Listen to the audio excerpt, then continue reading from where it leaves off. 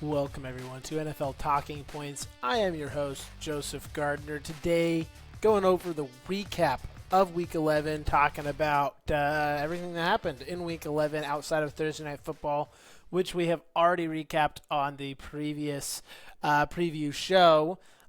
Later this week, we will be going over our preview for Week 12, and already out right now, our Week 11 Power Rankings with Matthew R. Scott. Go check that out, as well as our Thursday Night Football preview later this week. I've also got a really fun, this week or next, super fun segment coming up. I'm really excited about it, so make sure that you are subscribed so that you don't miss when that episode comes out. Also, like the video. I haven't really asked people to do that. Like the video if you're on YouTube, subscribe if you're on YouTube, and if you're on Spotify or Apple Podcasts, make sure to leave a review. Let me know what I can do better, or just let me know what you like, and let other people know that this is a program that they should be listening to. Let's get right into it. Let's start with the Commanders and Dolphins. This game went into overtime. Both of these teams had the ball inside their own, inside the opponent's within 5 yards of scoring. And both of them decided to go for it instead of kicking a field goal, which would have won them the game, essentially. They both go for it. Both of them don't get a touchdown, and it ends up going into overtime. Dolphins end up winning it on a field goal, 16-13. Commanders are in the middle of nowhere. Dolphins have a better record than the Commanders at this point. Kind of crazy. Next, we've got the Panthers and Falcons. This is the only game where point game win expectancy, which if you take all of the outcomes between penalty, turnovers, or I guess not points, but all these different underlying factors, who would have won? This is the only game in Week 11 where the underdog, the team that shouldn't have won, and that was the Panthers, 30-27 on the road against the Falcons. Also in overtime, Bryce Young throwing for 448 yards in this game. Absolutely insane. Just came out just a few minutes ago that Michael Penix will be missing the rest of the season with a season-ending ACL surgery that he'll be having. It'll put him on track to get back pretty much right as the season starts next year. Sucks for Falcons. Looks like they are pretty much done for the season, and they don't have a first-round pick next year in this upcoming draft because of the way that they drafted this year. So tough for Falcons fans. Panthers, kind of an up and down team, similar to the Chargers. I don't really know what to think of them. Same with Bryce Young. Looked terrible against the Saints last week. Was completely outplayed by Tyler Shuck. And then this week goes off for 448. Who knows what this team is. Next, we've got the Buccaneers going to Buffalo to face the Bills. The Buffalo Bills. The Bills come out on top, 44-32 at home. The Bills covered their spread, which kind of crazy. They doubled their cover of the spread against the Bucs. Bucs were competitive up until the end of the game, and then the Bills just ran away with it. Literally, Josh Allen with 3 rushing touchdowns. James Cook running all over the Bucs. Bucs had a lot. They're missing Mike Evans, man. They really need Mike Evans in this lineup to do well. Next, Chargers going to Jacksonville to face the Jaguars. Jaguars haven't looked good. Chargers on the up and up. No, fortunately, the Chargers lose 6-35. Reminds me of the second half of the playoff game that these two teams played. Chargers-Jaguars. Chargers were winning 26-0 in a playoff game. Jaguars end up coming back to win that playoff game. This felt like that game, but the entire second half of that game, just the whole game for the Jaguars. Jaguars 35-6, just completely taking it to the Chargers. Justin Herbert with another interception, which I bet on. You can, I'll go over everything at the end. Chargers didn't look good, and it looks like Joe Alt is out for the season. In addition to Rashawn Slater, their other tackle, Chargers just don't look good in really any aspect of the game in that game there. Next, we've got the Bears and the Vikings. Vikings score, again, similar to the Bengals with a little bit less than a minute left in the game. They're winning 17-16. and the Bears do enough to get into field goal range, kick a game-winning field goal to go up 19-17 right at the end with 16 seconds left. That was with no seconds left. That was to end the game. 19-17, Bears come out on top. This Bears team, by the way, really quick, the best team that the Bears have beat so far this year, record-wise, is the Vikings, which they only won by 2 just now, and earlier in the year they lost by 3 to this Vikings team. Their other 2 teams that they faced with winning records, they've lost by 45 points combined in those 2 games. That kind of just shows you who this Bears team actually is. Their wins. Outside of the Vikings, they beat 3 teams with 3 wins and 3 teams with 2 wins, and of those 6 wins that they have, only 2 of them they won by more than a score. Everything else was a 1-score game. 4 of their 6 wins were 1-score games against 3-win teams and 2-win teams. This Bears team is not very good. I expect them to kind of drop off a cliff as the rest of the year goes on, but we'll see what happens. Next, we've got the Packers and the Giants. Packers kind of had to make a comeback at the end of this one. Didn't look good. I dropped the Packers in my power rankings, even with a win coming out of it, 27-20. Kind of a close game, and I was expecting the Giants to win, honestly. I picked the Giants to win this one because, there's the new coach bump. There's usually a bump for that. Jameis Winston is finally coming in because of that coaching change, which I think was the right move this entire time. Ryan Daboll, for some reason, refused to make that move. He was then fired, replaced by the offensive coordinator, Mike Kafka. The Packers really, I don't know what to think of this team. It's a wacky team. One stat that I saw, 45 NFL players have returned 3 or more punts this season. 45 players. In yards per attempt, 43rd, 44th, and 45th worst of the players who received punts. Romeo Doubs, Matthew Golden, Keyshawn Nixon. All 3 of the worst punt returners by yards per attempt with 3 or more punt returns. Packers. We don't have a punt returner. And it shows. Our special teams has been mid to bad all year. And hopefully that doesn't kill us. On the Packers front, it looks like Jaden Reed could be coming back soon-ish, maybe this week. If not this week, hopefully next. And that will be a huge boost to this team. He is the yards after catch guy after Tucker Kraft. And Tucker Kraft is now out for the season with his ACL. So Packers really, really, really could use that. Jaden Reed being back for the Thanksgiving game against Detroit would be massive. I mean, that's I think the biggest thing that we could hope for as Packers fans. Next, we've got the Bengals taking on the Steelers. Steelers at home. Looked kind of close to the beginning-ish, maybe. It got away from the Bengals very fast. Steelers end up winning 34-12. Multiple scores that just were like a defensive score. Lots of just crazy stuff in that game that just lost the Bengals the game. Never even felt close. In news with this game, Joe Burrow is on his way back for the Bengals, and Aaron Rodgers suffered a broken wrist, left wrist, non-throwing wrist in this game. He is trying to play against the Bears this week. We'll see how that goes.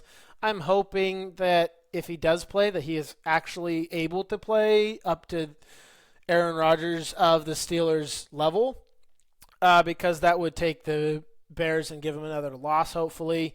If not, then give me Mason Rudolph with full health, and then see what you can do against this Bears team.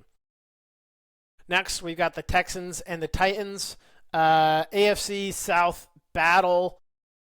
Should not have been a battle. This should have been a cakewalk for the Texans. Unfortunately, the Texans seem to not be able to play well, and this game felt very similar to their game against the Broncos, but it was against the Titans. They ended up winning on a game-winning field goal, 16-13. Shouldn't have been that close. It's ridiculous that it was. I don't know what to think of this Texans team. They should be better than they are, and they're playing not great. Davis Mills has looked almost up to par with CJ Stroud. I made the comparison on an earlier podcast, I think with Matthew Arscott on his podcast, where we talked about how the Mac Jones to Brock Purdy comparison, obviously Brock Purdy is better, especially at his ceiling, but the offense didn't change too much. I think it's very similar with this Texans team with CJ Stroud and Davis Mills.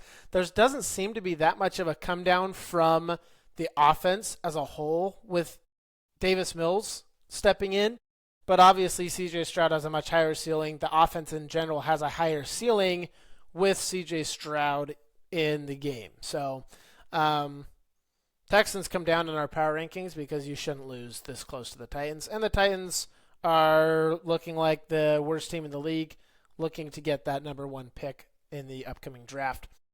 Next, we got the 49ers taking on the Cardinals. Cardinals at home.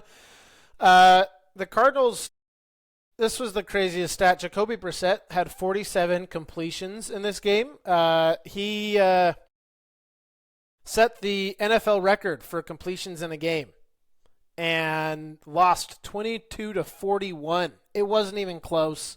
Brock Purdy was back. Ricky Pearsall was back in this game. 49ers just looked like they took 5 extra steps on offense with the full health of their offense. And the Cardinals, even with all those completions from Jacoby Brissett, still only managed to put up 22 points on this 49ers team. 49ers are for real. Cardinals, with the hardest upcoming remaining schedule for the rest of the year, it looks like this is going to be tough. And in other Cardinals news, Kyler Murray is now on IR. We are going to see Jacoby Brissett for what looks like almost the remainder of the season. So 49ers on the up and up. Cardinals stock down. Next, we've got Rams, Seahawks. The Seahawks had 414 total yards in this game. Rams, 249. Third down conversions, Seahawks were 7 of 16. Rams, 2 of 11. Seahawks time of possession, 37 minutes, 49 seconds. Rams, 22 minutes, 11 seconds. All of these factors you would think, man, Seahawks must have dominated. They kind of did. Difference being Seahawks with 4 turnovers. Sam Darnold, 4 interceptions this game. Rams, 1 turnover. That pretty much is what ended the game. And not only that, if the Seahawks had a kicker like Cam Little or Brandon Aubrey, who can make 60-plus yard kicks almost automatically, the Seahawks win this game by 1 point. Instead, Seahawks lose 19-21 on the road. Crazy game. These teams play each other later in the year in Seattle, and that's going to be just an amazing game again. You can't put this whole thing on Sam Darnold with 4 interceptions because he is what got them there, and he played out of his mind in this game outside of those 4 turnovers. Unfortunately, 4 interceptions, even with playing a really amazing game outside of those plays, is what gets you a loss. So next, we've got the Ravens taking on the Browns. The Browns hosting. The Ravens looked honestly pretty terrible, and the Browns also looked terrible. This looked like just a complete dogfight between 2 bad teams. The Ravens are a good team, in my opinion, though. So it was just kind of weird to see that. For people who have Lamar Jackson as a fantasy owner, they ended up with, I think, negative points this week. It's just an ugly, ugly win for this Ravens team. But they do come out with the win 23-16. Dylan Gabriel went out with an injury in this game as well. Shedeur Sanders came in. Didn't look great. He looked, I don't know, about as good as Dylan Gabriel, maybe a little bit worse. Had an interception on the second, I think it was a pick six on the second play, or the second drive that he was in for this game, which ended up being kind of what decided the game, with them ending in a touchdown loss, or a loss by a touchdown. So, but I've seen a lot of stuff online saying, you got to give Shedeur Sanders a chance to practice with the number 1 team in practice. He hasn't even had that chance yet. So I'm excited to see the Browns coming up with what Shedeur Sanders looks like. I think that this injury to Dylan Gabriel, while I never want to celebrate an injury, I think could be exactly what this Browns team needed, because they need to see what they have in both of these quarterbacks before they move forward and see what they're doing. Next, we've got the Broncos and the Chiefs. Broncos hosting in Denver. These two teams will play later this year on Christmas, and the Chiefs are going to be looking forward to that game for revenge. The Chiefs end up losing to the Broncos 19-22. Broncos with a game-ending field goal. This game ended very similarly to the game that did last year. Only this time the field goal wasn't blocked by the Chiefs. The Broncos end up getting the win, and I think the Broncos thoroughly outplayed the Chiefs in this one. The score doesn't really reflect how close it was. Broncos with an 88% win probability based on point game win expectancy. This Broncos team is the real deal, and they did this without J.K. Dobbins, their running back one. They did this without Patrick Surtain, their defensive player of the year cornerback, number one cornerback, and with a few crazy penalties, specifically pass interference penalties, that essentially gave the Chiefs free points throughout this game. I don't think that it was all Chiefs with the refs. There were plenty of calls that went against the Chiefs in this one, but I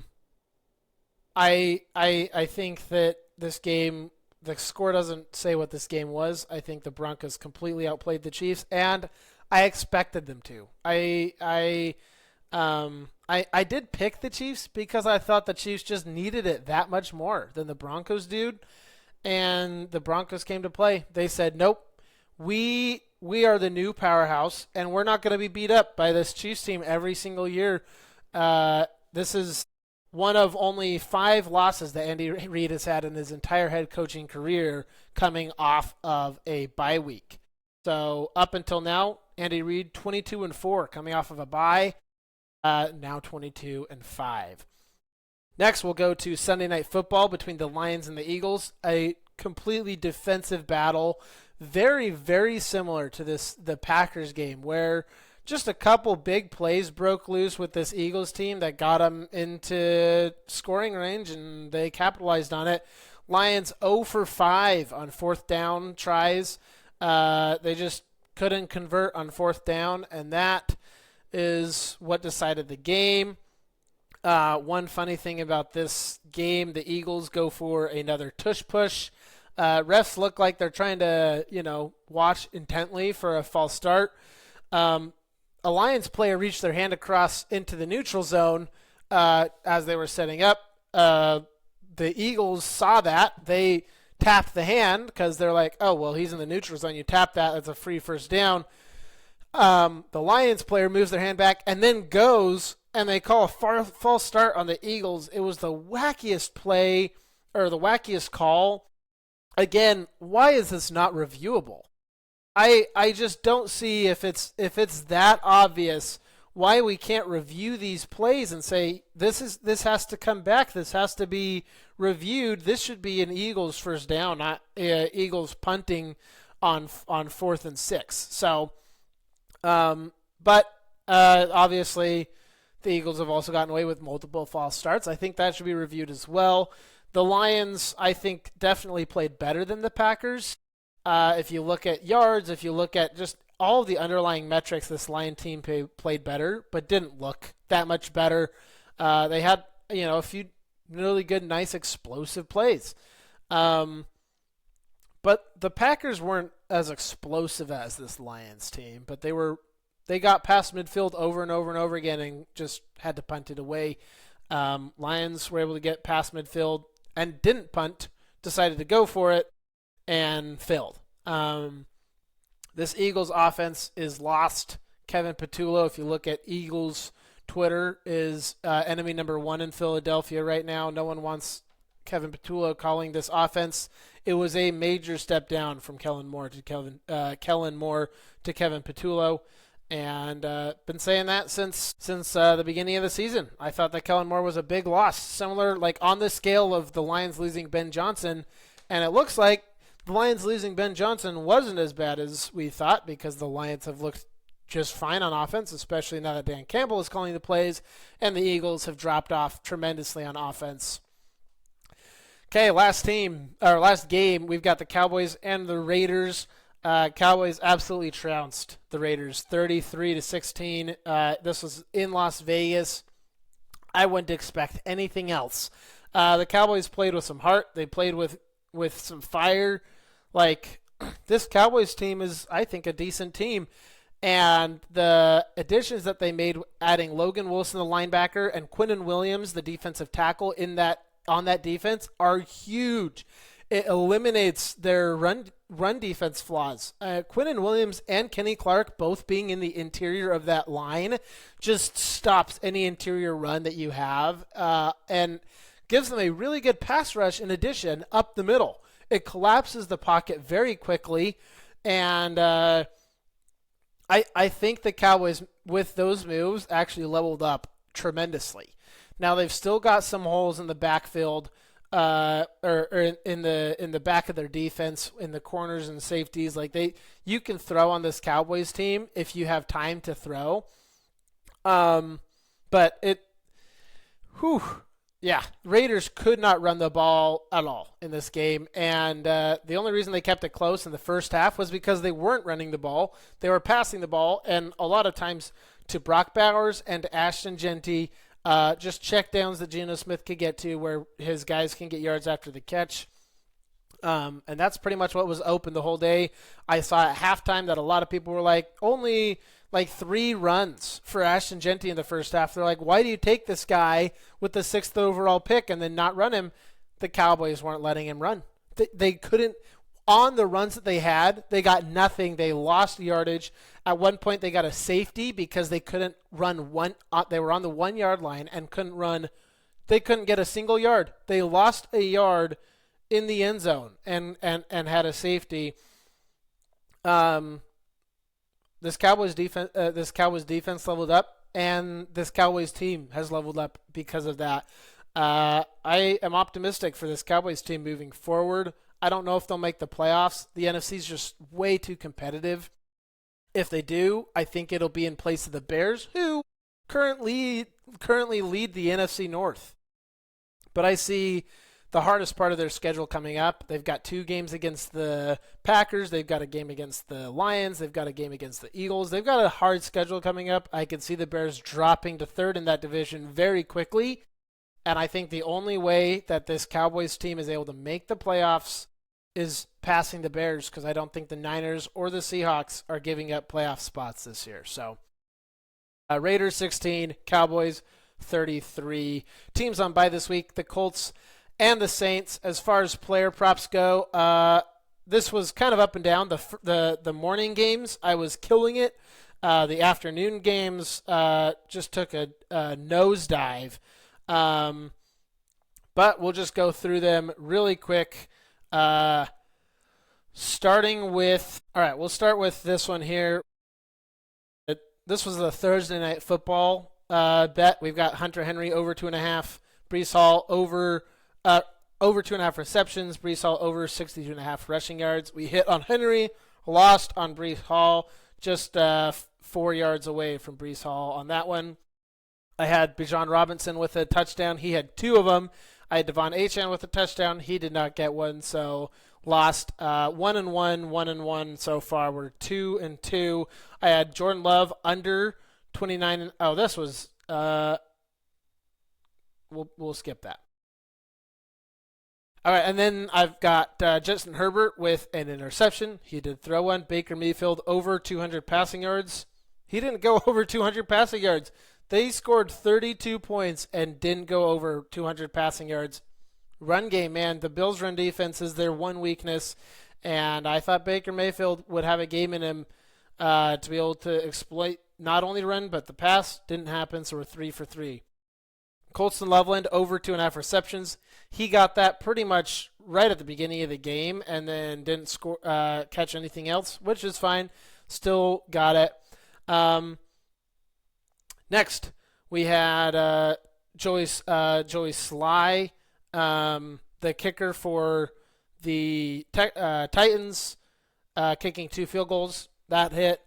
Jackson Smith and Jigba scoring a touchdown, that didn't hit. Christian McCaffrey 40 or more receiving yards, he hit 40 receiving yards, so we barely cashed out on that one. I had Patrick Mahomes and Lamar Jackson both scoring, both with 2 passing touchdowns. Neither of them hit on that. Dak Prescott with over 2 passing touchdowns. He hit 4. And Jalen Hurts' longest completion I had at 35.5. His longest completion was 34. So we were just 2 yards short on that one. All in all, pretty tough week for my picks this week. We went 7 of 14 this week, so 50%, not good enough. I'd like to be better than that.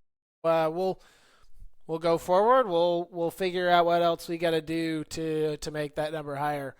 Thank you all for joining me on NFL Talking Points.